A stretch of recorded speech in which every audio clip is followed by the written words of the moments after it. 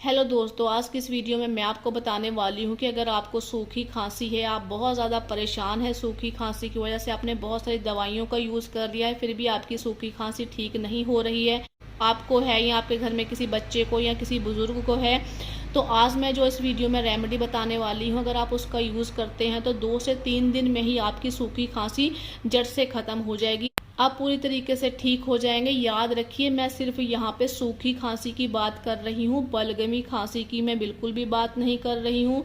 तो बलगमी खांसी के लिए मैंने एक वीडियो अपलोड कर रखा है, वो आप देख सकते हैं, लिंक मैं डिस्क्रिप्शन में दे दूंगी।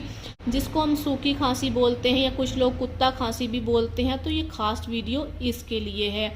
तो चलिए वीडियो को स्टार्ट करते हैं। तो देखिए, आपको यहाँ पे लेना है सूखी हल्दी। सूखी हल्दी यानी जो बाजार में साबुत हल्दी मिलती है, देख पा रहे हैं आप स्क्रीन पर, तो आपको ये वाली हल्दी लेनी है। पिसी हुई हल्दी नहीं लेनी है, पिसी हुई हल्दी में कई बार मिलावट या कोई चीज़ मिली हुई होती है, तो इसलिए हमें सूखी हल्दी लेनी है, जिसे गांठ वाली हल्दी बोलते हैं। तो उसे लाकर आपको मिक्सी में डालकर या किसी चीज़ से आपको अच्छे से पीस लेना है। उसको पीसने के बाद आपको 3-3 ग्राम की पुड़ियाँ बना लेनी है। दिन में आप उस 3-3 ग्राम की पुड़ियों का गर्म पानी के साथ या दूध के साथ अगर आप सेवन करते हैं तो 2 से 3 दिन में ही आपकी सूखी खांसी जड़ से ख़त्म हो जाएगी।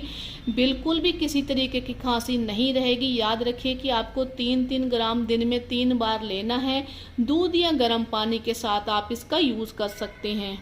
सिर्फ आपको 2 बातों का ख्याल रखना है, एक तो ये बलगमी खांसी के लिए नहीं है, दूसरा आपको साबुत हल्दी का यूज़ करना है। आप उसे घर पे लाके पीस सकते हैं।